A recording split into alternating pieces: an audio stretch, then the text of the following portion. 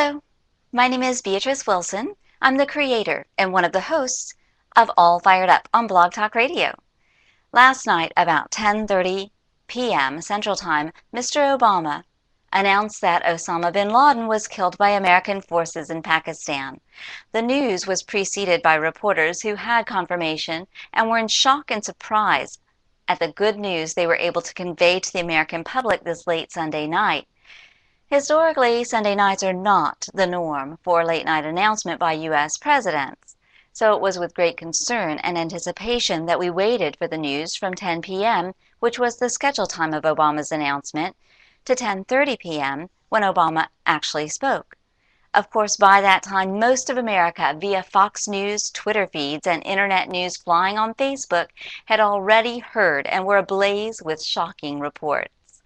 Stunned, joyful, and yes, even suspicious, we rejoiced together, for the goal that we set out to accomplish had been reached, and by none other than those who have sacrificed so much for so long, our United States military. I rejoiced and laughed and joked and shared snide remarks for a couple of hours myself before turning in. This morning I woke up early and walking on sunshine into the bright day and positive outlook ahead. Now I knew we could begin to heal as a nation. Just a moment ago, I read some posts that expressed confusion at the celebrations and jovial atmosphere. Some even think this will be the end of the wars, is one paraphrase.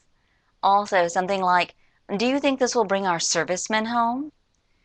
I shook my head as I read just a couple of paragraphs before writing my own. So this is an answer to those of you who just don't get it, or who think that we just don't get it, as I expressed even last night on the All Fired Up fan page.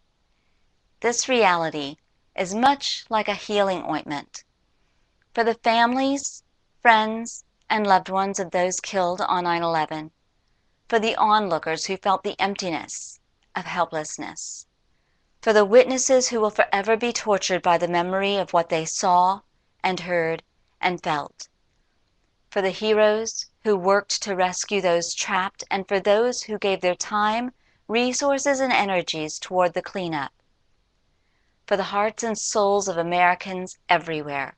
The stitches are finally off that wound that for years would burst open when touched or slightly irritated. This is a victory not over a religious battle, but over the symbolism that they beat us. A favorite segment of mine from an old 80s movie says about retaliation in war, "One day I wish someone would explain to me the virtue of a proportional response." For years I thought I agreed with that statement. Now I understand.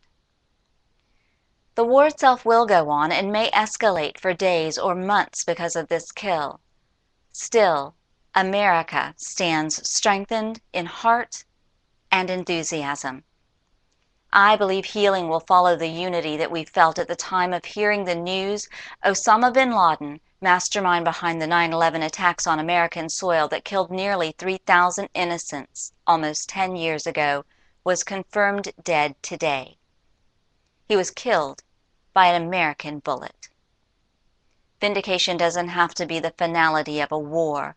More often, meeting a goal of proportional response in the eye of the beholder is enough for celebration and for healing. Thank you for listening.